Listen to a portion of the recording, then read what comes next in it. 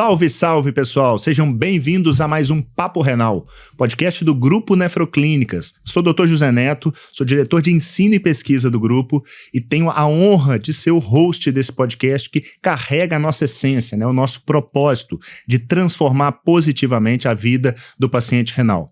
E para isso a gente traz informação de qualidade com convidados de ponta e também olhando para quem de fato importa, para o paciente e seus familiares. Afinal de contas, eles são o porquê de tudo isso. Mas antes da gente seguir com o tema desse episódio, eu queria pedir para você que está aqui conosco no YouTube, poxa, vai lá, segue o canal, ativa as notificações. Se você está escutando pelo Spotify, deixa 5 estrelas para a gente. É algo muito pequeno para você, mas isso significa a gente conseguir levar pelo algoritmo esse conteúdo de qualidade para mais pessoas. Então, não deixa para fazer isso depois, vai lá porque você ajuda a gente demais.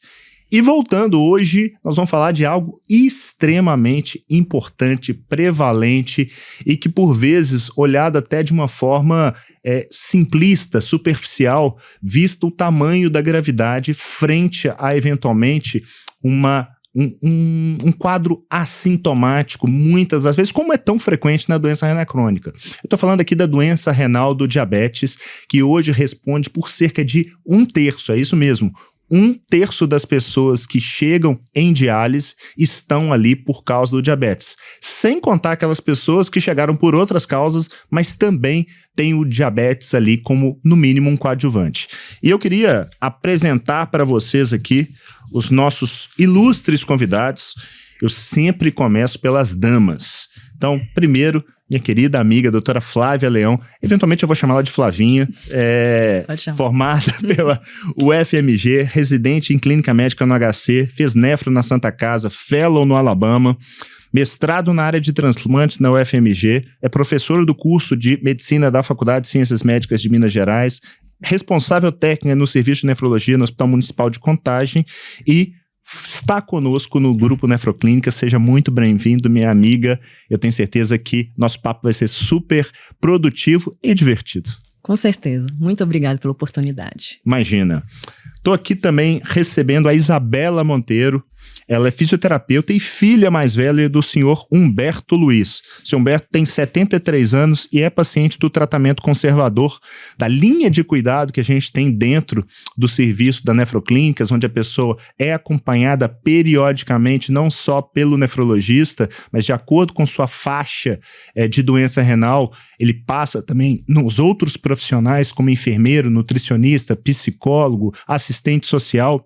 E ele tem uma história interessante, porque ele tem um diabetes, já tem complicações associadas à doença, e eu nem vou falar que ele tem um diabetes, porque eu aprendi agora mais cedo, porque ele é um paciente com diabetes, não é isso? Isso aí. Ah, bom, viu?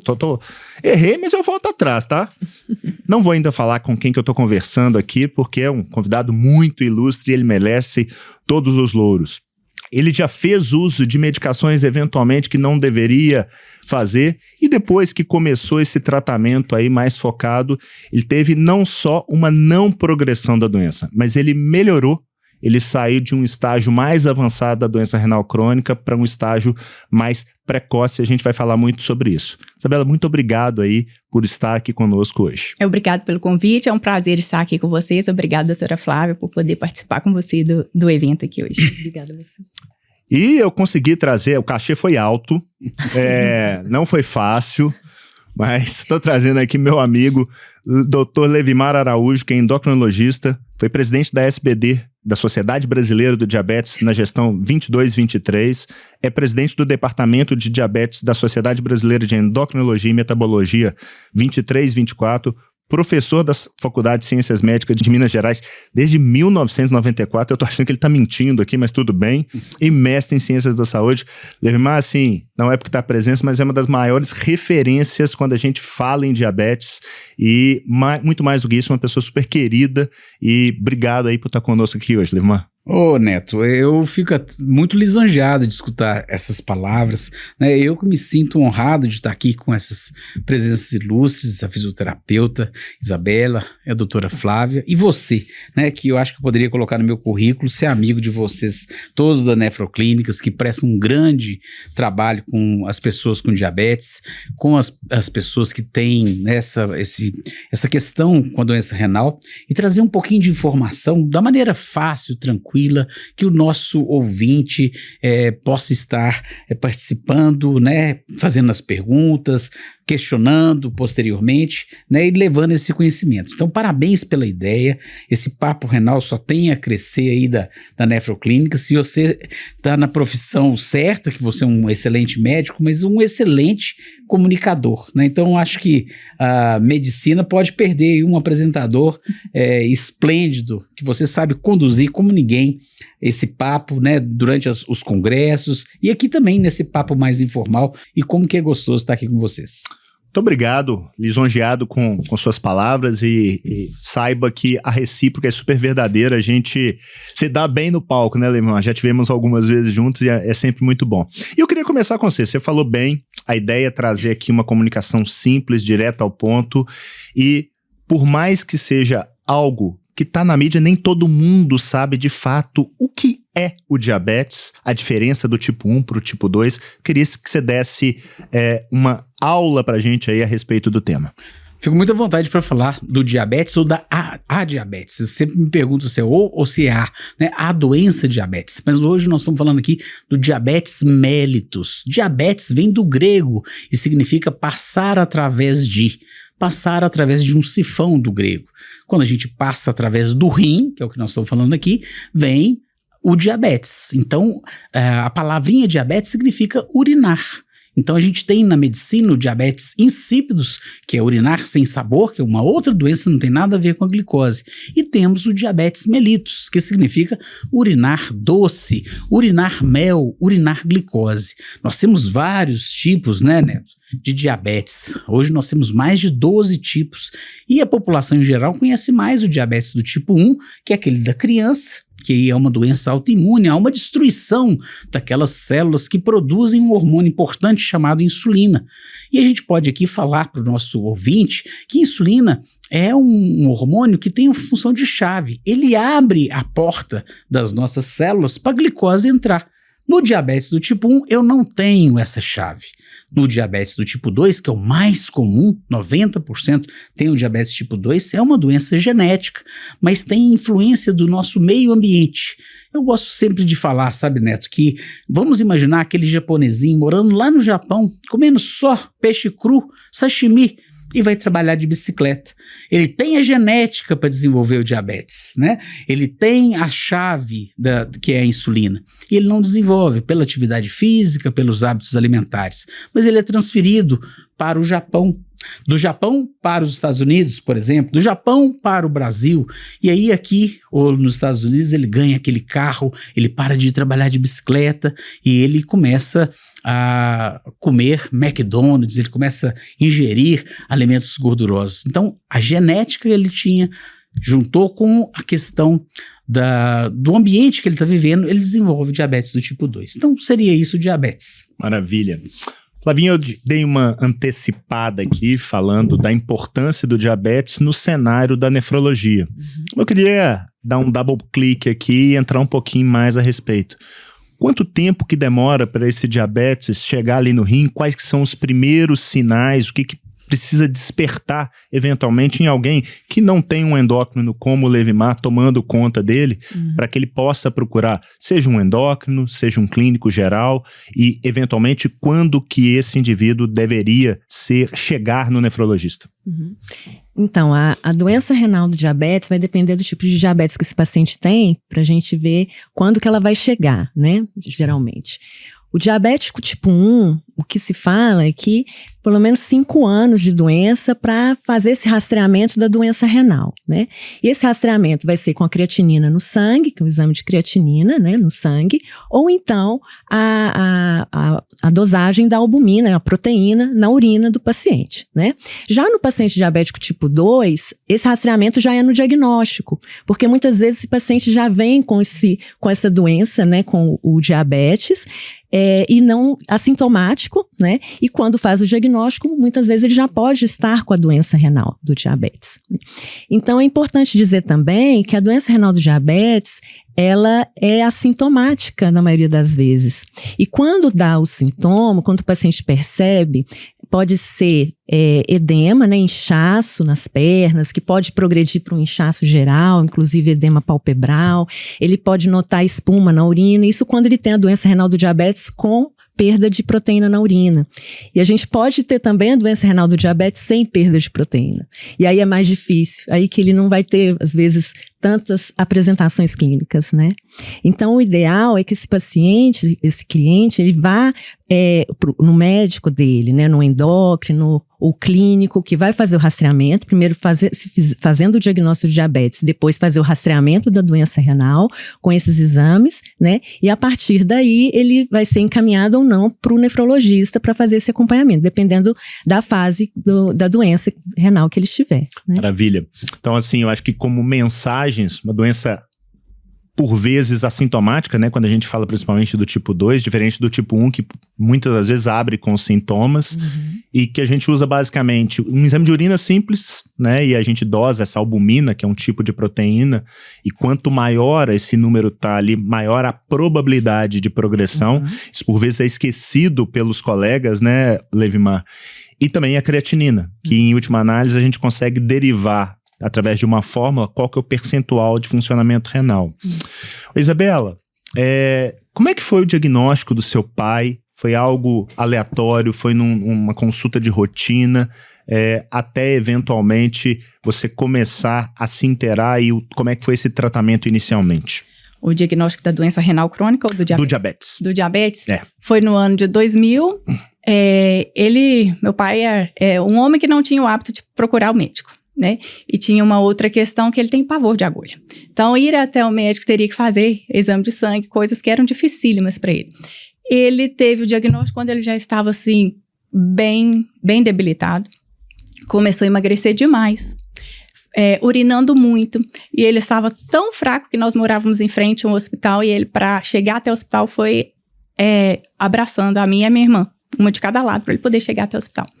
E assim ele teve o diagnóstico do diabetes. Começou a fazer o tratamento apenas com a metformina, né, com medicação oral, e a informação que nós tínhamos é uma doença progressiva hereditária. E não com açúcar, e é isso, pode seguir sua vida.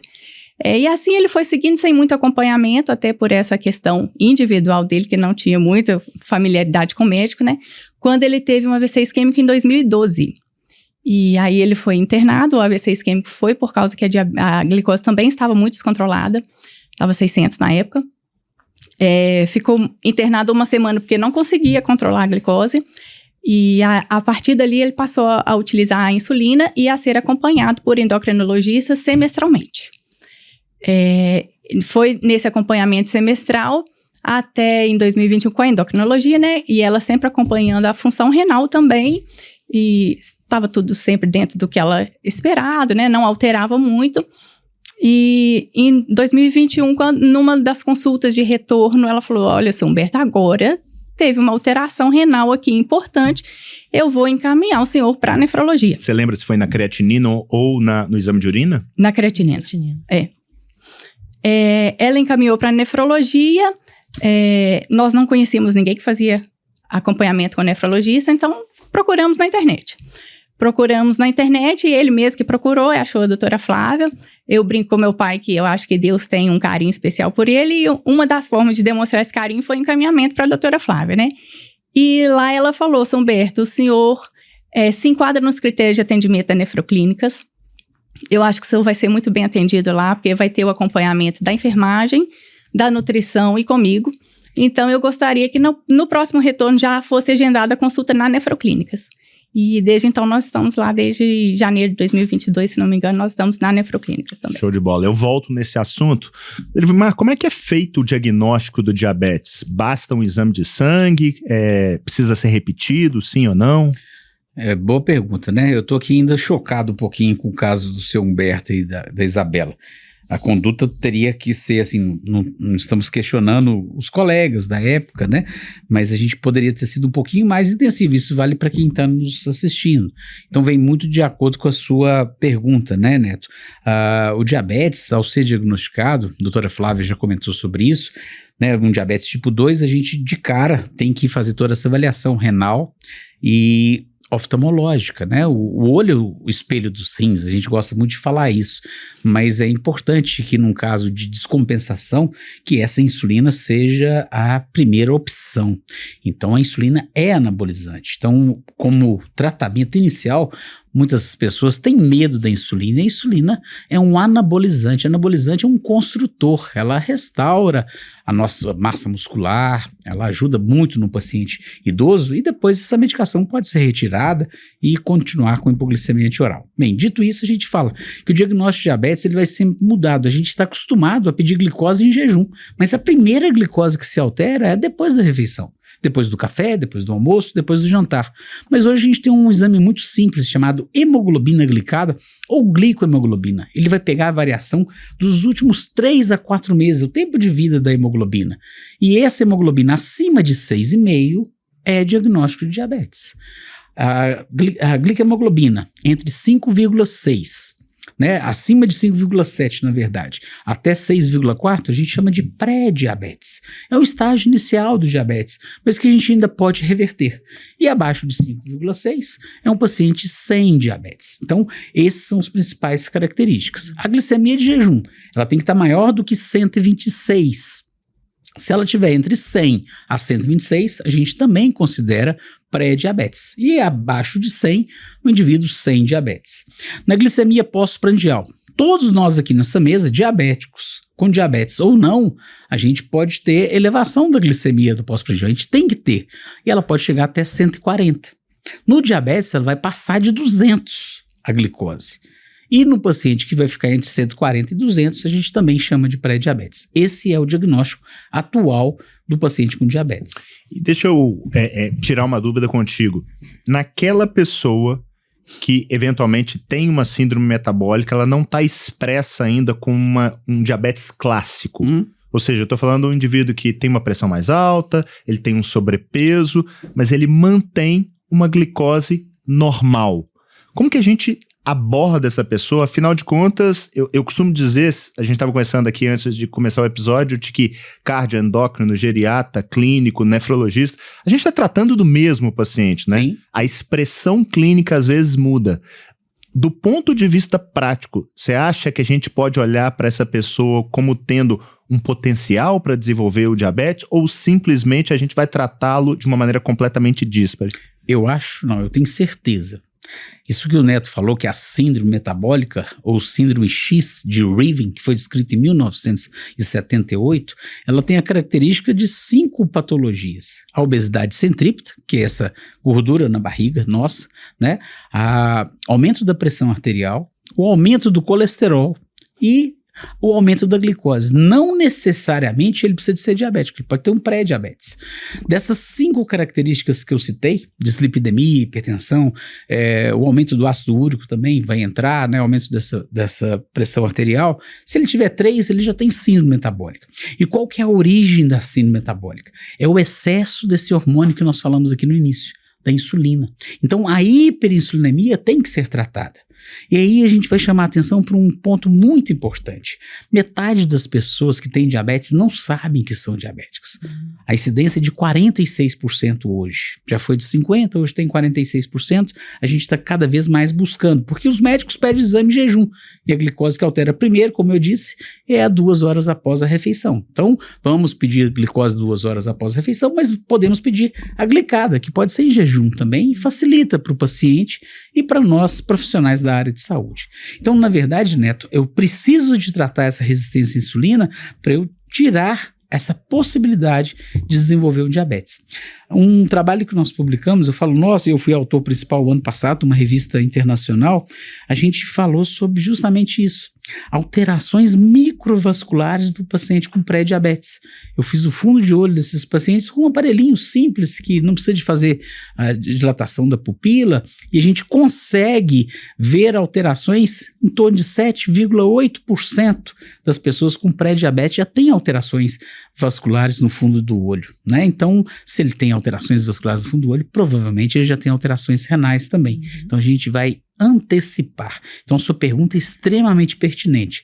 Essa frase, eu acho que se a gente tiver jeito de colocar isso aí no rodapé do podcast, ela é extremamente importante. A gente já considerar e já tratar como medidas higienodietéticas, com uma fisioterapia atuante, trabalhando no alongamento desse paciente. O diabetes tem encurtamento da região posterior, né? Então, a gente tem uma fisioterapeuta aqui hoje, olhar essa parte renal com carinho, a parte cardiovascular e a parte oftalmológica. E você sabe que eu fiz essa pergunta porque não é infrequente nos nossos consultórios as pessoas terem exames normais, mas nitidamente você olha para elas estão doentes, né? Então, e a gente acabou evoluindo muito nesses últimos anos do ponto de vista terapêutico.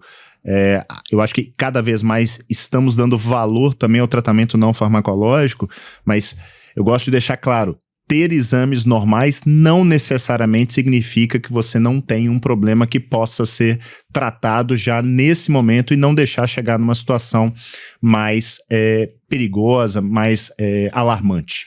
Isabela, a gente falou um pouquinho aí da história do diagnóstico de diabetes. Sim. E em algum momento ele teve essa piora renal. Como é que foi isso?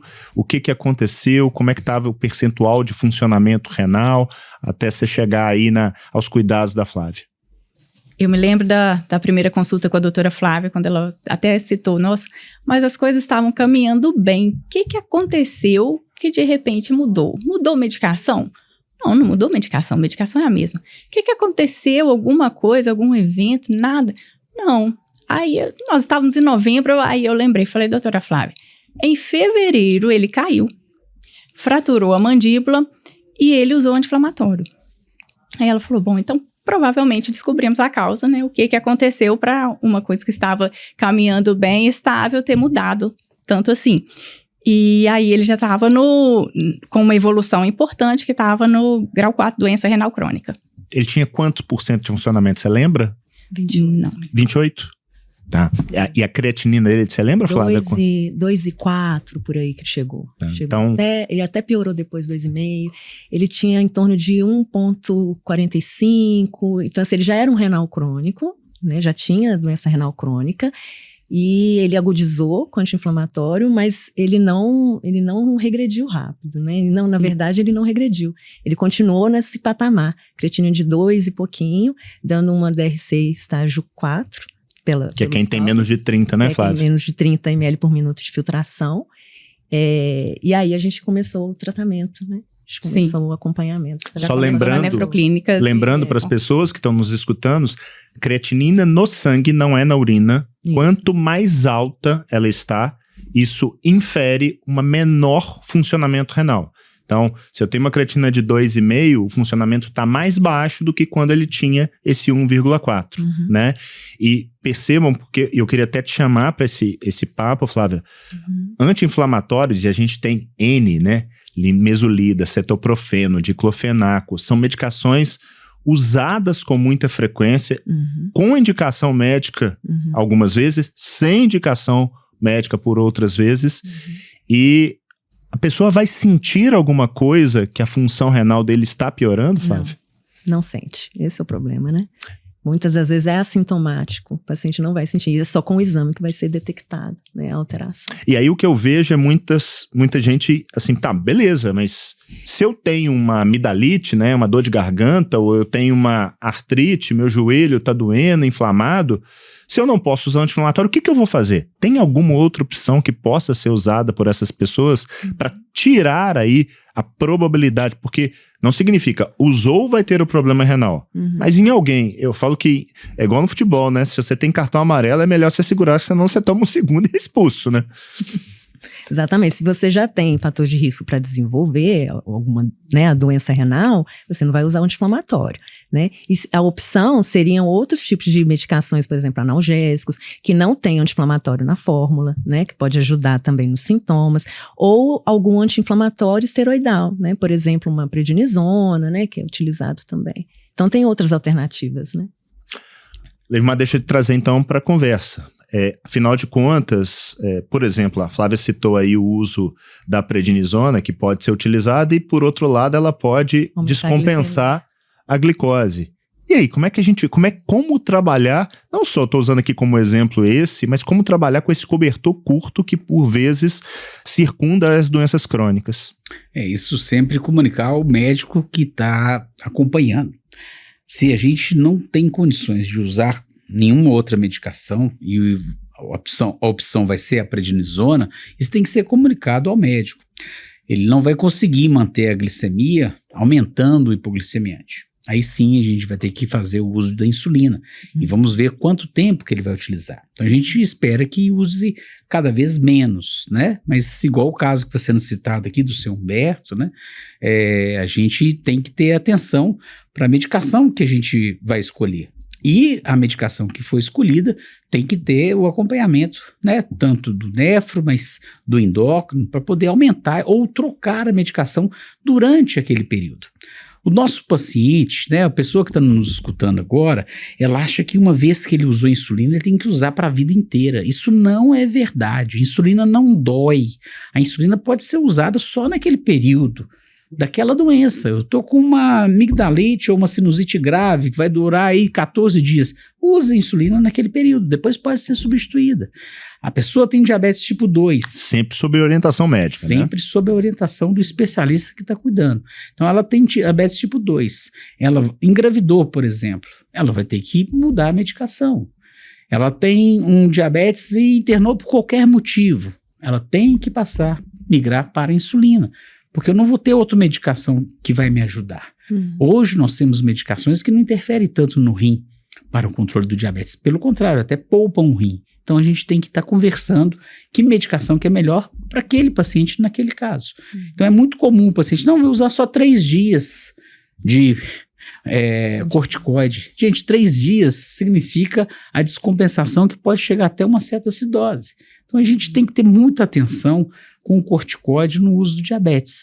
Esses dias eu fiz uma palestra só para otorrino, que eu acho que o otorrino e as especialidades com O, né, o otorrino e o ortopedista são as que mais usam corticoide, para a gente tentar demovê-los dessa ideia de usar corticoide de uma maneira indiscriminada, né? Porque às vezes só 3 dias, mas às vezes é só uma injeção, mas essa injeção dura 1 mês. Então como é que você vai fazer com esse controle da glicemia 1 mês? E essa variabilidade, esse aumento da glicose durante esse período, ela pode ser extremamente, e vai ser extremamente deletéria para os nossos órgãos-alvo, que aqui inclui nosso papo renal, que aqui inclui nosso rim. E assim, a gente começou a falar um pouquinho aí do tratamento farmacológico, e eu sei que você tem uma grande experiência com algo que me brilha os olhos, que é a educação. Você reúne grupos de pessoas com diabetes, familiares, fala a respeito do tema, e isso transcende a medicação, né? Tem muito mais coisa a se fazer. E de uma certa maneira todo mundo sabe que precisa comer melhor, fazer atividade física, cuidar do sono, mas as pessoas muito raramente compram isso, porque é difícil mesmo. Como é que você faz no seu dia a dia, seja no consultório, seja nesses grupos, para aumentar o engajamento? Como é que você vende esse por que fazer? É o que a gente chama de adesão. Eu acho essa ideia de vocês, né, que você está conduzindo do Papo Renal, uma grande ideia em relação à educação. Em relação à aderência, né? O exemplo aqui do papai da Isabela, né? A Flávia falou uma coisa muito importante aqui na fala em relação à questão da prevenção também. Eu posso ter um paciente com uma doença renal diabética, mas sem ter albuminúria, né? Sem ter aquela perda de proteína. Então, eu preciso de quê? De estar avaliando esse paciente de uma maneira geral. Nesses grupos, o que a gente faz? Eu tenho um grupo que já tem 23 anos, eu fico muito feliz de falar isso, que é filantrópico, né? Nós fizemos há 2 semanas. E vocês estão precisando de ir lá. Um dia, conte conosco. Alguma pessoa da Nefro ir lá. Já vão fisioterapeutas, né, já foi otorrino, odontólogos, né, os dentistas também, que é outro foco de infecção que muitas vezes nós médicos nós não pesquisamos, mas chama Diabetes Weekend. O Diabetes Weekend, ele acontece há 23 anos. A gente pega um final de semana, como o próprio nome diz, weekend, né, uma sexta, um sábado, domingo, só vão crianças de 8 a 88 anos com diabetes do tipo 1. Então, todos usando insulina. Os familiares não podem ir, que a ideia é justamente a educação em diabetes.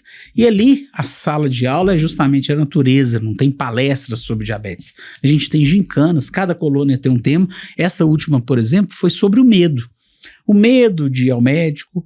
A gente teve depoimentos incríveis. A gente tem uma turma de psicologia muito boa, um acolhimento. Então, como o tema central era medo, cada um tem o seu medo, né? O medo de ficar cego, o medo de precisar de diálise, o medo de precisar de hemodiálise, o medo de morrer. Isso suscitou muito. E quando a gente fala, a gente divide, né? Tinha lá pacientes com 46, 50 anos de idade e escutando aquelas crianças chorando, falando que tinha medo de morrer. A de 46 virou e falou assim, olha, eu na sua idade também tinha esse medo, mas eu tô aqui, eu já tenho uma filha. Então a experiência e a troca de experiência é muito interessante. Olha, irmão, mas como é que você faz essa mexida com menino de 8 e menino de adolescente? Eles não gostam? Lá tudo funciona como uma grande família. Às vezes aquele adolescente de 17 anos tem 1 mês que ficou com diabetes, que descobriu, que abriu o diagnóstico. E aquele de 8 anos, ele é diabético desde 1 aninho. Então ele tem mais experiência no diabetes do que o outro. E a minha equipe toda, quase em torno de 70% também tem diabetes. Então, das 4 nutricionistas, 3 têm diabetes. Dos 3 médicos, 2 têm diabetes, né? Então, a gente tem uma gama, a enfermeira tem diabetes. Então, a gente consegue mostrar que a equipe de saúde, dessa vez, um dos estagiários da psicologia e dos 5 estagiários que eu levo das ciências médicas, para minha surpresa, 3 tinham diabetes. Então foi uma coisa muito gostosa. E o depoimento do estudante de medicina, que também tinha esse medo, que também veio às lágrimas ao final, que no final é igual um grupo de jovens, né? Eu saio de lá, eu falo que eu sou o que mais aprendo, e bem capaz de eu me emocionar aqui por causa desse projeto, né? E o governo reconheceu isso, né? O que me deu o título de cidadão honorário de Belo Horizonte, mesmo porque eu não sou daqui, eu sou de Lagoa da Prata, né? Então, é um trabalho que me enche os olhos. Eu acho que a gente precisava mais de trabalhos desses. A gente pode fazer um Nefro Weekend, né? E levar também esses pacientes renais. Meu sonho é fazer com diabetes tipo 2, mas o paciente que tem diabetes tipo 2, muitas vezes tem outras obrigações. Então, com diabetes tipo 1, tá mais fácil e eu acho isso enriquecedor. O diabetes, o tratamento do diabetes é baseado em 4 P's. O Neto usou o futebol, né? Que a gente tem que ter um comandante nesses 4 pés. Vamos pensar numa cadeira com 4 pés. Se eu quebrar um pé da cadeira, a cadeira cai. Então, um pé é a medicação. E muitas vezes a gente só fala de medicação nos nossos congressos, nos nossos debates, nas nossas rodas. Nós estamos aqui falando de medicamento, né? Mas é um pé só. O remédio não vai funcionar para todo mundo. O outro pé é a alimentação, como o Neto bem falou. O terceiro pé é atividade física, aquela que ele gosta de fazer. Atividade física aeróbica ou de força, ela é importante. E o quarto pé, que é o pé da educação. É isso que a gente está fazendo aqui hoje. Nós estamos nos educando. Eu falo que eu devo estar aprendendo muito mais, né, com os colegas aqui, com os nefros, com a Isabela, com essa história do papai dela, e os nossos ouvintes, né, quem está nos ouvindo ou nos visualizando pelo YouTube lá da Nefroclínicas, vai ter essa oportunidade de estar aprendendo mais. Educação e conhecimento ninguém nos tira. A gente precisa de nos cuidar e estar levando informação de uma maneira coerente, de uma maneira ética, com estudos, né, todos baseados em estudos, para a gente poder cuidar bem desse nosso paciente. Bom, primeiro, super parabéns. Eu acho que essa iniciativa sua de encher os olhos mesmo, você tem que ter muito orgulho disso que você construiu. E minha cabeça tá fervilhando aqui, viu? Então, conte conosco. Eu acho que vale a pena a gente desenhar aí um final de semana aí com essa turma que tem essa interseção entre a endocrinologia e a nefro. E eu queria aproveitar isso para te trazer para o papo, Isabela. Na medicina, de modo geral, o cuidado é muito fragmentado, né? Então, às vezes o nefro que está olhando, o seu Humberto não conversa com o endócrino, que não conversa com a nutricionista, que não conversa com a enfermagem.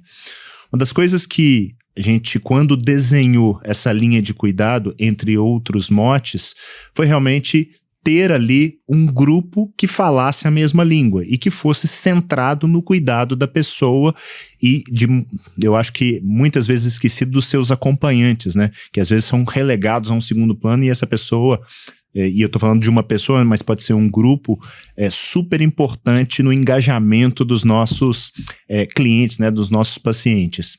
Como é que foi sua experiência ao entrar nessa jornada de cuidado onde você tinha a Flávia, mas você passa a ter o cuidado ali com a Luciana, que é a enfermeira, você passa em um dos nutricionistas, eventualmente algum psicólogo sob demanda. Como é que é isso? Como é que foi para você e, obviamente, para o seu Humberto?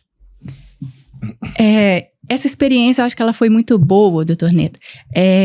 Para começar, meu pai tinha uma restrição enorme com a nutrição. Quando a doutora Flávia encaminhou para a nutrição, ele foi sem querer. E quando nós chegamos lá, eu acho que a equipe da Nefroclínicas, ela está muito habituada a entender a dificuldade do paciente, a perceber a dificuldade do paciente e achar alternativas para trabalhar nisso. Porque na primeira consulta, quando ele saiu da nutrição, ele falou assim, foi muito melhor do que eu imaginava. E daquele momento, ele já estava um pouco mais apto a aderir às orientações da nutrição. Eu falo que às vezes você vai primeiro no nutricionista, a primeira consulta dele vai ser quebrar a resistência do paciente. Não adianta ele passar um plano de tratamento nutricional, não vai funcionar se ele não quebra essa resistência. E ali quebrou a resistência dele e ali ele começou a engajar mais no tratamento, né? Ele começou a ir bem na questão da alimentação. Estava indo muito bem. A gente entra nessa questão do medo, assim que nós fizemos a consulta com a doutora Flávia, a gente tinha muito medo, eu, minha irmã e ele, muito medo de evoluir para uma necessidade de diálise, né? Então ali ele estava assim, bem focado mesmo, fazendo esse atendimento. E tem o acompanhamento da enfermagem, né? Eu converso diretamente com a Luciana quantas vezes forem necessárias. As dúvidas que eu tenho, já precisei, Luciana, meu pai está indo no hospital, prescreveu esse antibiótico, posso usar? Ela fala, vou perguntar à doutora Flávia, depois eu te falo. E isso hoje dá segurança pra gente, porque nós já passamos por isso com uma medicação, né? E nós temos muito medo disso acontecer novamente. Então, eu acho assim, a experiência da Nefroclínicas nisso, sabe? Os profissionais que se comunicam, né? Esse paciente com essa dificuldade vai chegar aí, não gosta muito da nutrição, não.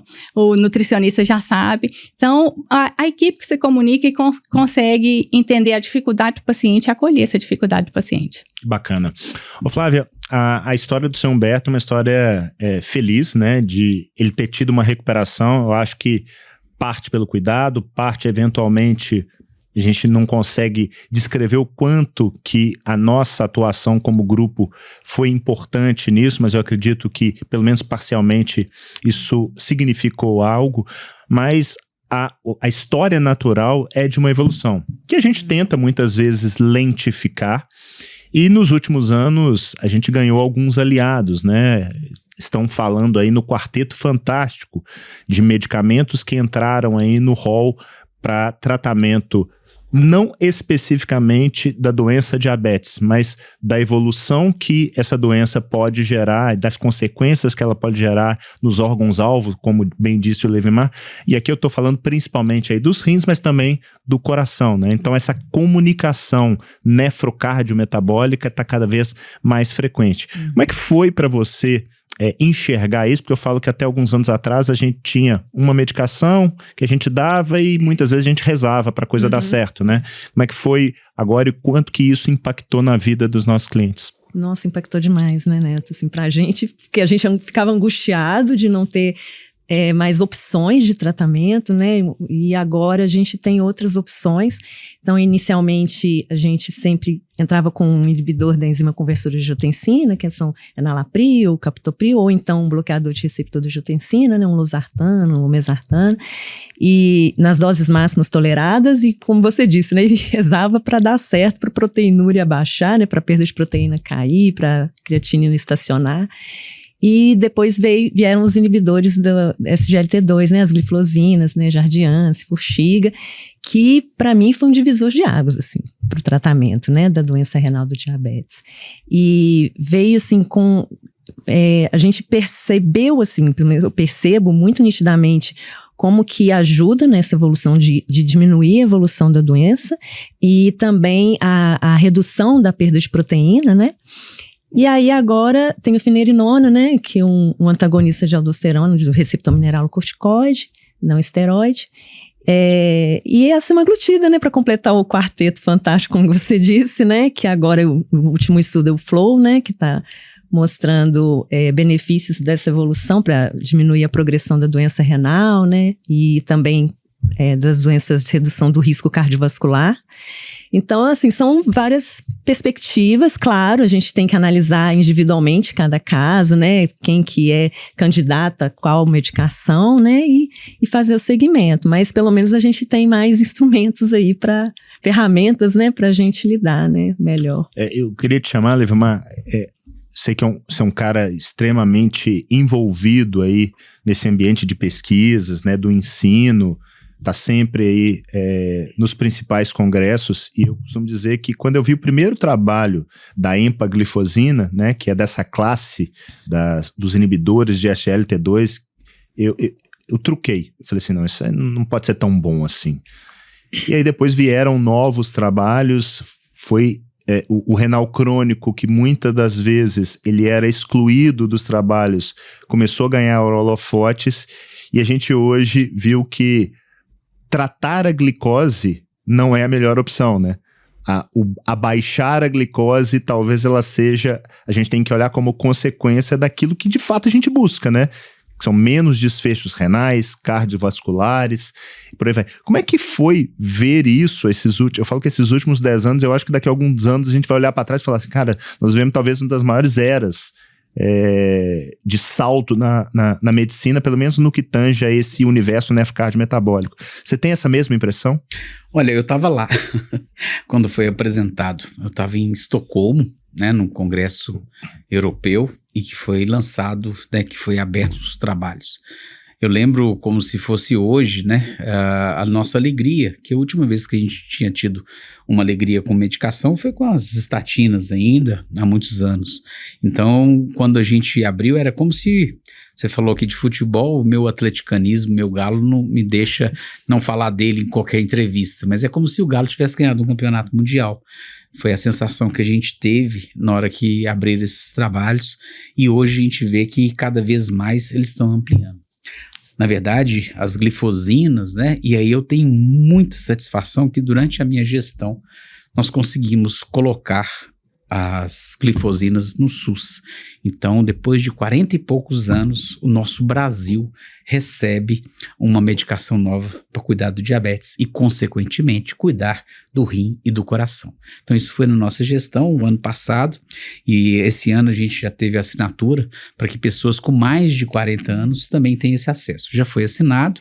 As farmácias têm 180 dias, já se passaram 90, né? Então 60, então tem mais alguns dias aí para a gente esperar, mas pacientes com mais de 40 anos poderão se beneficiar.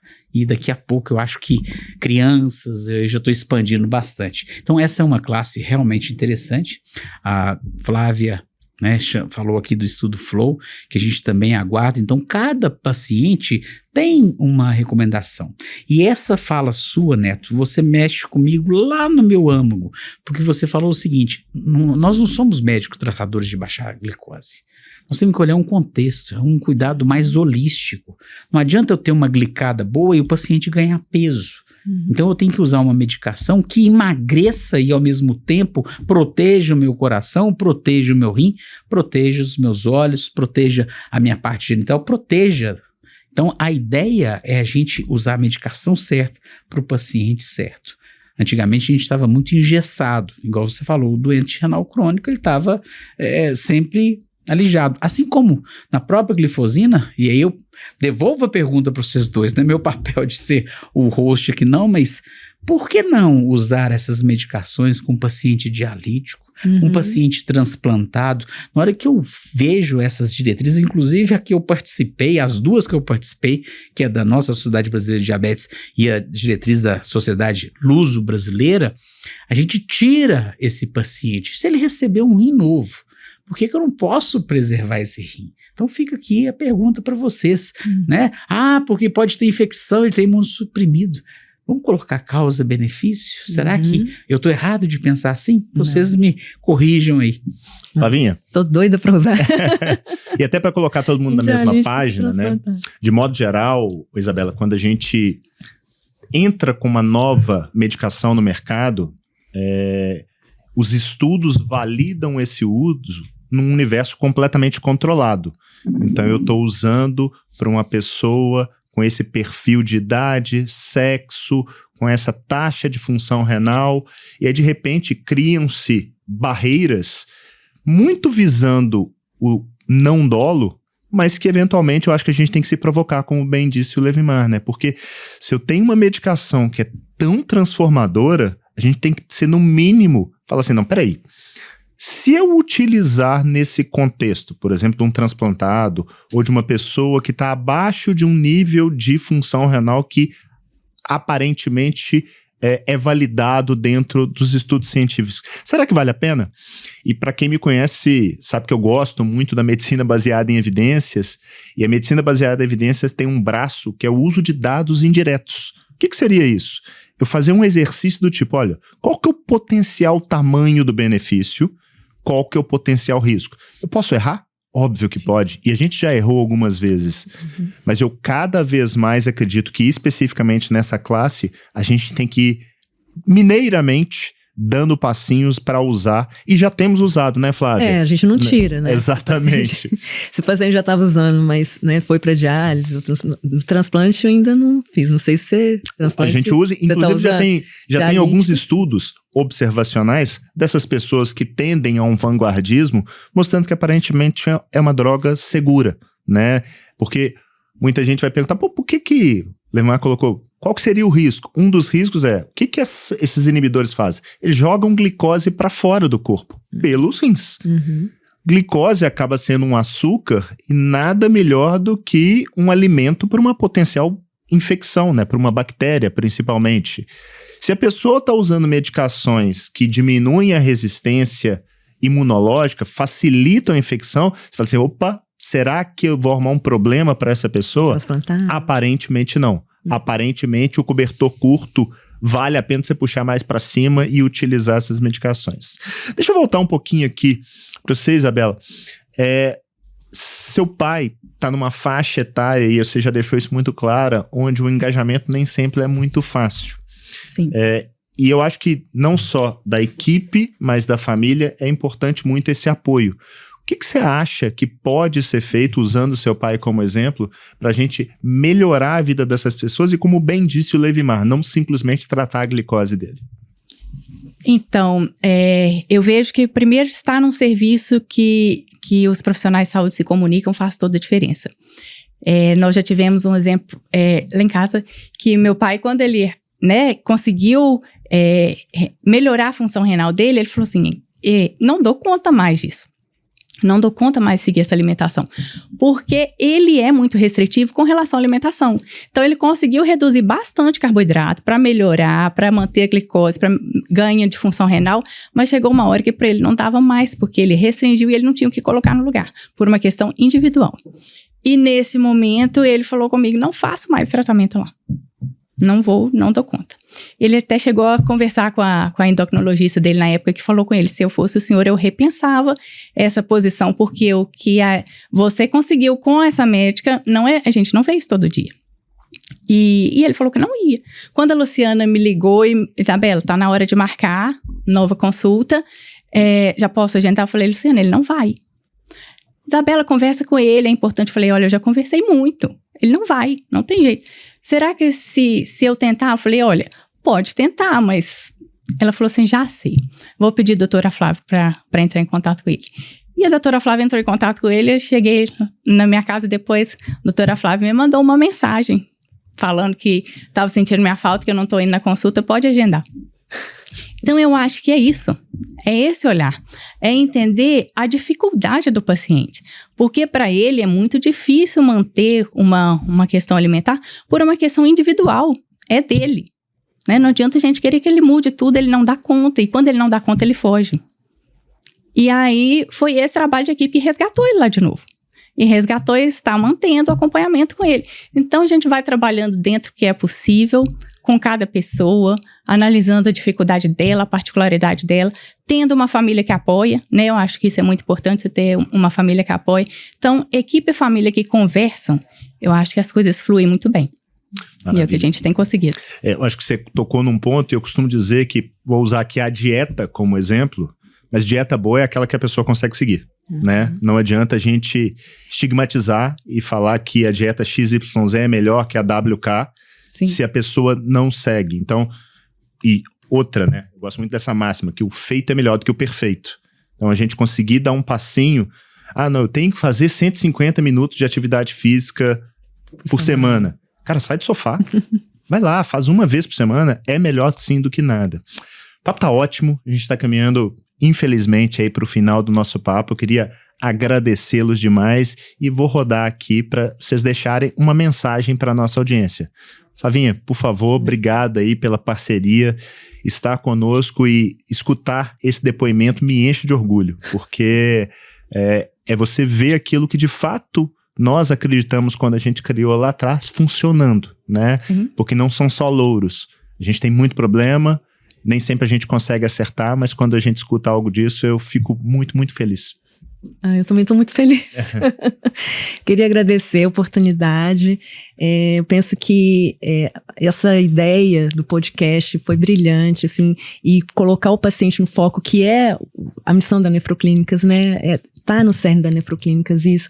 E essa informação é tão necessária, né? Essa informação útil, verdadeira, né, leal para os pacientes, para as pessoas, porque a gente está carente disso, né, principalmente nas redes sociais, tanta desinformação, né, então tão importante essa ferramenta, né, o podcast. E a mensagem que eu gostaria de deixar é para os pacientes que têm diabetes, ou os familiares de pacientes que têm diabetes e pré-diabetes também, né?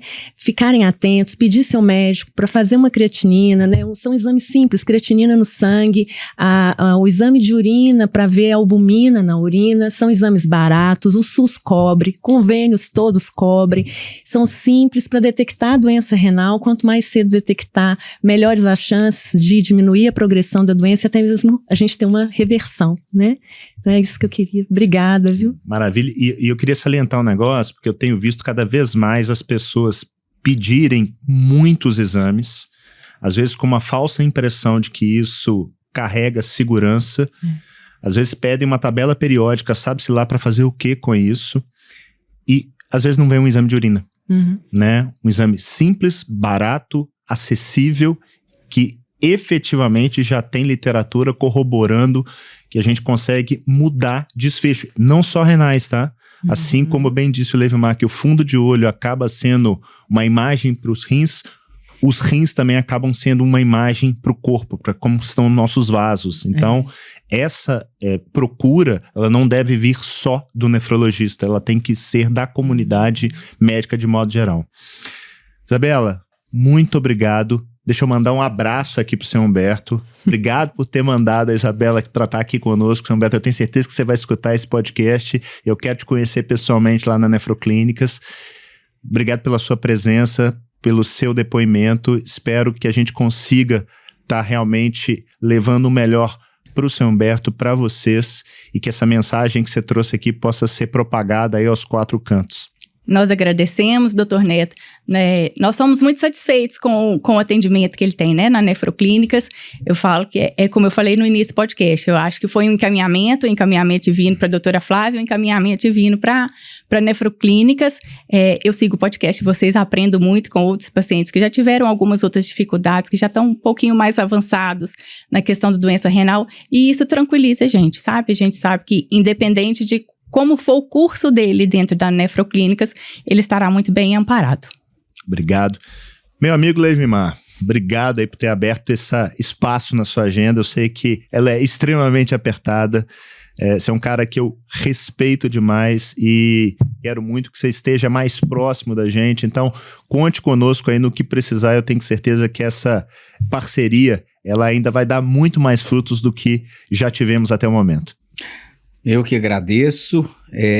Agenda apertada para amigo não existe. Então a gente tá sempre junto e sempre vamos estar junto, né? E eu queria falar uma frase aqui baseada no seu Humberto, né? A dor do outro não é minha, mas ela também me dói. Então assim, a gente teve aqui exemplos durante esse podcast que mexeram muito com meus sentimentos, né? E um simples fato da enfermeira pegar o telefone e mandar uma mensagem mudou a vida aí do seu Humberto, né? Para ele voltar para um tratamento. Quem sabe cada um de nós 4 aqui, e mais todos que estão assistindo, o que a gente pode fazer, né?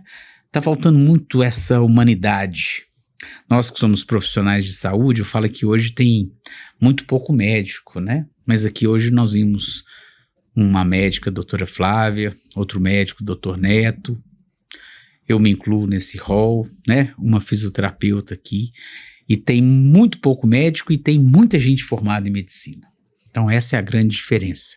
Então que a gente seja médicos, profissionais de saúde, fisioterapeutas, nutricionistas, enfermeiros, psicólogos, fisioterapeutas, professores de educação física, mais humanos. Está faltando essa humanidade.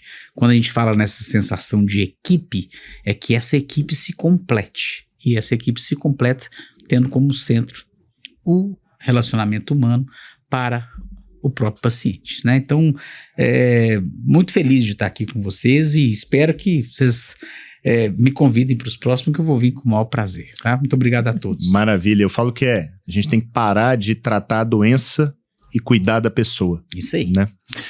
Gente, obrigado mais uma vez. Se quiserem deixar contatos, Levimar, Flávia, Isabela, fiquem super à vontade. Nefroclínicas. Nefroclínicas, conta, né, Flavinha? Levimar. O meu é Metabólica, né? A Metabólica, agora a gente saiu lá do Belvedere, nós estamos aqui na Savassi, aqui pertinho aqui na Rua Rio Grande do Norte, pertinho aqui Pertinho da Nefroclínicas. Pertinho da Nefroclínicas, né? Estamos lá. O nosso Instagram da Metabólica é @Instituto Metabólica e o meu pessoal é @Levimar, né? E lá temos o Instagram também da Colônia, que é o @DiabetesWeekend, né? Então acho que pelo Levimar vocês conseguem achar todos os outros ali. Eu vou ficar muito feliz de recebê-los lá para a gente poder conversar e poder trocar essas ideias que foram tão boas aqui no podcast do Papo Renal. Show de bola. Meus queridos, para quem nos acompanhou até aqui, muitíssimo obrigado. Quem quiser, nos sigam também nas nossas redes sociais, no @Nefroclínicas. Vocês me encontram no @Dr. José Neto, Dr. José Neto. Eu todo dia estou lá tentando passar uma mensagem positiva, levando realmente aquilo que de fato eu acredito que é transformador na saúde. O Grupo Nefroclínicas sente muito orgulho de estar realmente transformando o mote de como se vê a saúde renal. Eu tenho certeza que a gente vai espalhar essa mensagem para outras especialidades, como a coisa já vem acontecendo. Isso precisa mudar urgentemente. Chega dessa coisa de simplesmente tratar a doença e esquecer que atrás dela existe uma pessoa e tantos entes queridos. Se você quiser encontrar Nefroclínicas, a gente está aqui em Belo Horizonte, mas também no Rio de Janeiro, em Volta Redonda, em São Luís do Maranhão, em Brasília, em Curitiba e sabe-se lá mais aonde, né, Flavinha? Aos pouquinhos a gente vai encontrando pessoas que compram de fato essa ideia de querer transformar o mundo. E a gente não transforma o mundo sozinho, a gente transforma o mundo com pessoas boas. Muito obrigado, fiquem com Deus e até a próxima. Valeu!